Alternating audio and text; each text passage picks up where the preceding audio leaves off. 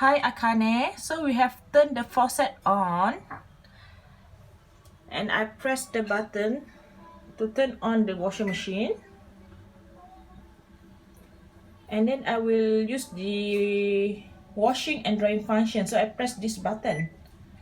Okay, then I'll start the machine on, so let's see whether it works.